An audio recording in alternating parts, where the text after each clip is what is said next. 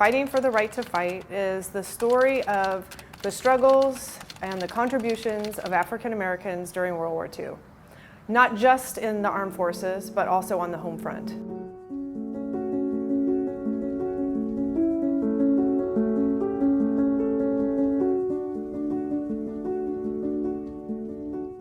This exhibit is curated by the National World War II Museum in New Orleans, and it's a traveling exhibit.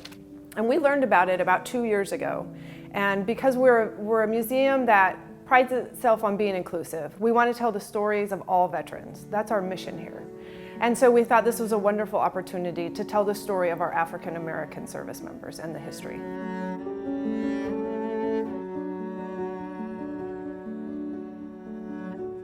When we think about World War II, we often think about how it was a time when our country pulled together and we were united for a common cause.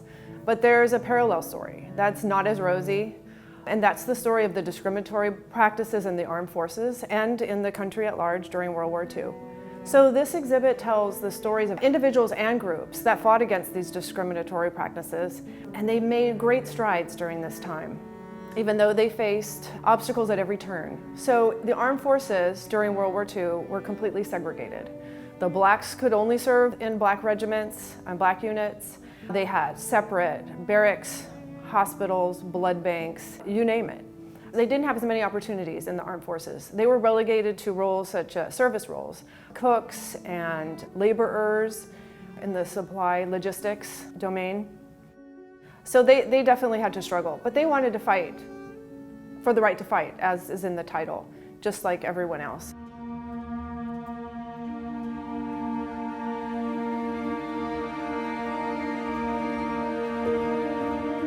There's so many wonderful role models. Dory Miller is one of them. He was the first Black American to earn the Navy Cross. No African Americans received the Medal of Honor during World War II. They were not nominated until the 1990s. 50 years after the war did they realize that because of racism and discrimination, Black Americans did not receive the honors that they received. And they identified 7 Black heroes, and they received the Medal of Honor. Unfortunately, 6 of them had already passed away. Only 1 of them was still alive to receive the honor. And we have their stories here.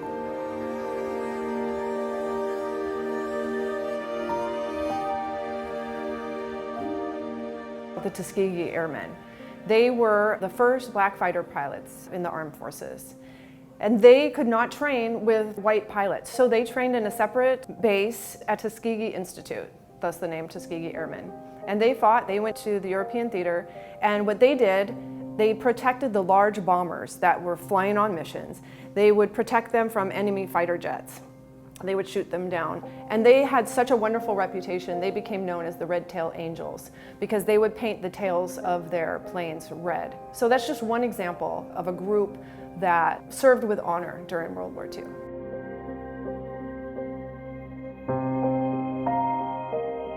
We had a woman come in today to see this exhibit, and she shared the story of her father, who was in World War II, and he was a cook.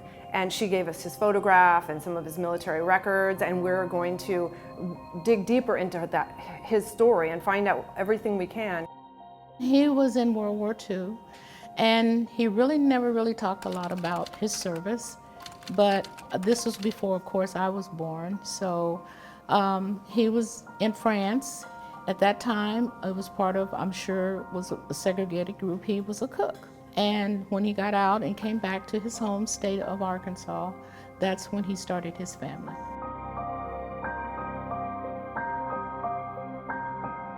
I think that once he got out of the service and started his family in the late 40s and went back to the same kind of conditions that really hadn't changed much as he started his family in the late 40s. So I have a brother who was in Vietnam and was killed in 1969. He served. And I have another brother. He was in the Vietnam era as well, and he was stationed in Japan as a military police. So my son was a Marine. He went in 1987, fresh out of high school, and went overseas to Okinawa. So I do have other family members, cousins, first cousins. So we are pretty much a military family, or been part of the American, keeping America free.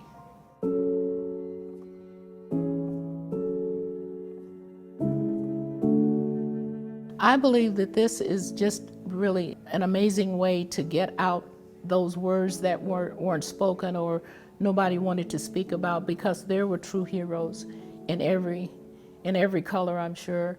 But this would really be an honor for him to see all of this now as we talk going forward about the different problems and where we are today. And we have a virtual museum, so we honor our veterans in this virtual museum, and we're going to include her father's story so that people will know his service and be able to, and the family can honor him that way, and we can honor him, because that's what we do here at Hero Sol. That's our mission.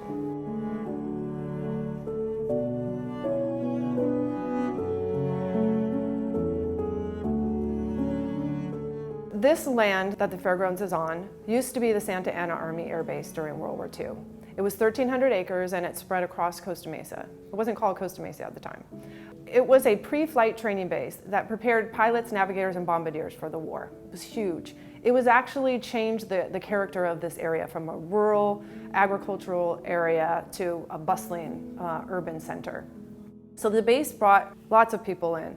And we have a permanent exhibit upstairs that tells the history of the base, and we have a map of the base. And we recently discovered that there is a segregated section where the black troops were here. They probably served as mechanics and cooks and provided all the infrastructure here for the base.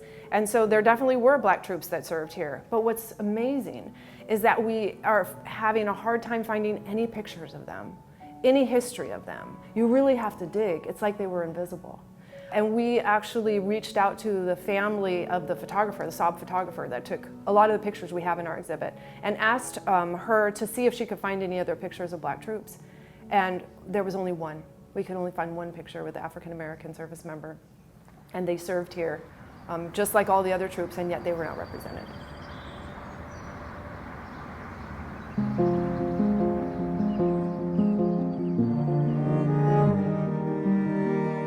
People say that this exhibit is very powerful, very emotional for them. When I first put it up, when we were putting up the signs and I was reading the content, I was in tears. Almost every wall that I read was something so emotional. And that's what I'm hearing over and over again. Wow, this is really powerful. This is a history that we need to know. That I didn't know these things happened. So I recommend that everybody come here and learn this part of our history that you don't often get in your history books.